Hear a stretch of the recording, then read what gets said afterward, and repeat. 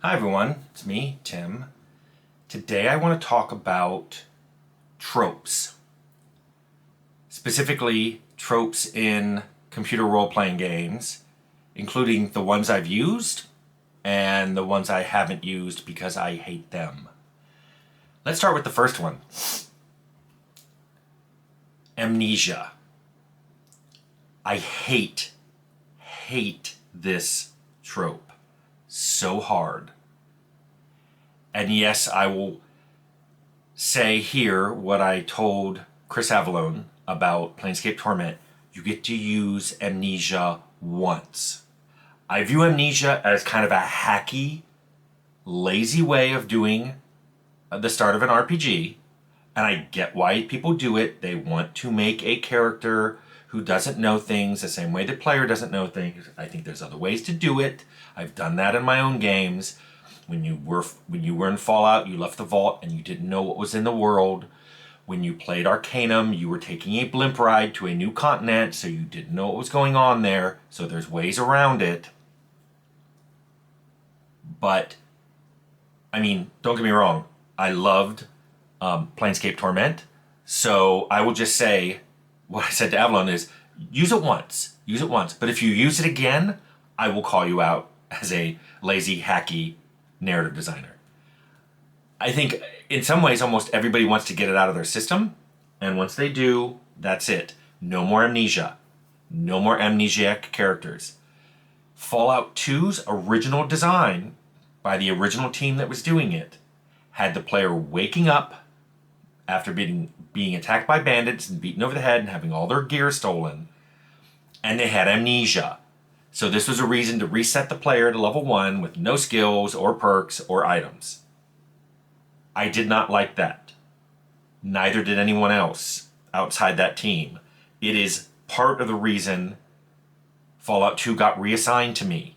That's how much people don't like amnesia. So game developers, stop using amnesia. Okay, let's talk about some other tropes. I think I've used most of these. Let's talk about the chosen one. A lot of RPGs like starting the player as, he's the savior, he is going to be able to defeat the bad guy, or she's was mentioned in prophecy and she's going to become the main figure of our religion, of our culture, or whatever. This is okay, but I liked subverting it in every game I did. So in Fallout, the chosen one was sort of a subverted. We said everybody drew straws and you drew the short one. Part of the reason I wanted to introduce this is we had dumb dialogue, and I couldn't think of any reason why the vault would have selected an idiot to go out. Well, once you go out, you find out you're not the first person to go out because there's someone dead wearing a vault jumpsuit right there at the door. So you find out you were not the first person to send out. And if you're the dumb guy, you're probably not the last one they were planning to send out. They were going to wait a few weeks, assume you were dead, send someone else out. We did the same thing in Arcanum, but this time we ramped it up. That's why Virgil comes running up to you at the crash site. It's what the prophecy said. He says you're super important, you're the chosen one, he's been expecting you. And what I love when you're playing a dumb dialogue character, you can tell people later, hey, Virgil said I was impotent. So yeah, it's okay to use a trope, especially if you play with it. There's another trope about being unrealistic. Did this all the time. Fallout had radiation making mutant people and mutant scorpions and mutant everything. We had Bloody Mess as a perk that somehow you take this perk and people explode and when you shoot them. Yeah, I don't mind unrealistic stuff. You could call it taking artistic license. I don't care as long as the game is fun because of it. And once you do it, you have to be consistent. So I think that having the first few monsters say, oh, radiation did this, and then later on you have a bunch of normal animals living around radiation, So just once you decide on it, just run with it. Have fun, be consistent. I know one trope that people consider as tropey is a gray morality in video games. Let me just say that 25 years ago, this was not a trope. No one was doing this. So we started it before it was a thing. I don't mean to be all hipster and say, oh, it was cool before it was, I did that before it was cool. But we did do gray morality when everyone else was making the player forced to be the hero of the story. We liked that you could be a bad guy and people would call you out for it. So I like that trope. There's another trope I hear people talk about, ironically, talking a boss to death. Now, we allowed that in a lot of our games, and by we I mean me and the team, because we talked about this at the very beginning, because it's always one of my design pillars, that there are multiple ways to solve the main story quests. In Fallout, there were 3 ways, and one of them was dialogue, which meant there had to be a way to talk your way through things like getting the water chip, killing the mutants at the military base, and killing the master. And we tried to give them prerequisites. Like, you couldn't just run straight to the master and say, you should kill yourself. You at least had to have talked to Vree at the Brother of Steel, and she sends you to do some, gather some data for her, and then she tells you that she's discovered the mutants are sterile. She gives you a disc for your Pip-Boy that has that information on it.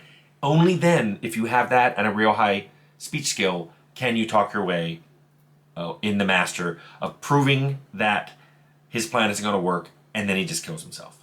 So I like to think that we did that trope justice. I don't ever think you should just be able to walk up to somebody and go, I got a 20 speech, kill yourself. That's dumb.